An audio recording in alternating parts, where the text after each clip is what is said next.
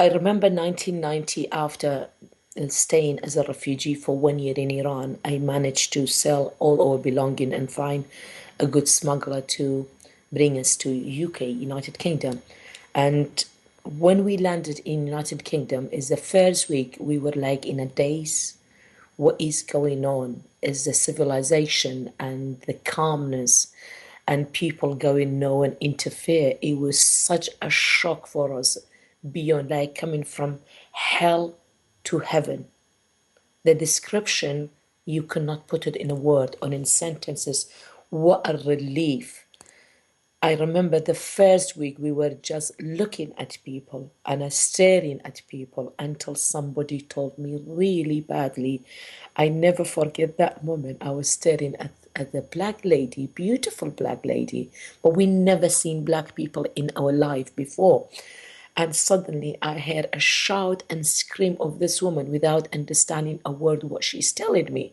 And someone next to me said, don't look at her in Kurdish, because in this country it's rude to stare at people. In our country it's so normal. So this is the beginning of the first week. And when I try to adjust to the area, and I realize I am just going back, a lot of stuff coming back to my head.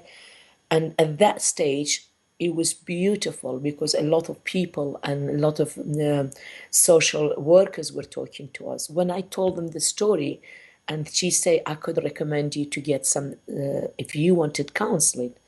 I loved it straight away. For some reason, I know the mentality back home. Nobody go to see psychiatric. Nobody go to see counseling because they think they degrade you. Oh God, the mental woman, the one is.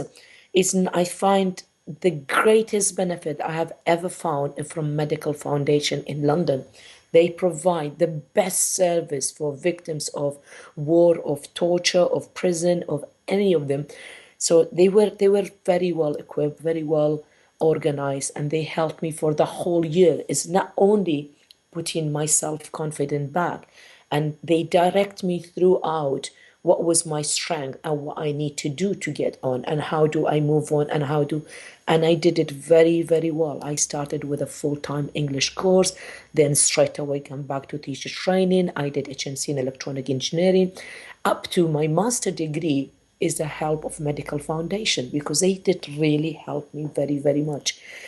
What I believe my success today is from a success of the beginning. So I decided to take my initiative and put everything's mentality thinking apart and think for myself. I need to be someone strong, and I need to be alive. I need one day my English good enough to tell all these horror story I witnessed firsthand to the world, when we had no media, when we had no coverage, when there's no satellite, nothing, and nobody in the world knows about it.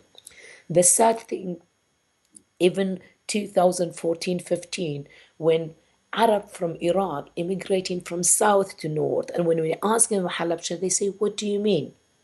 They never heard of Halabja, never heard of Anfal. They lived in Ramadi, in Fallujah, in Baghdad. They knew nothing because there was a zero coverage around the world.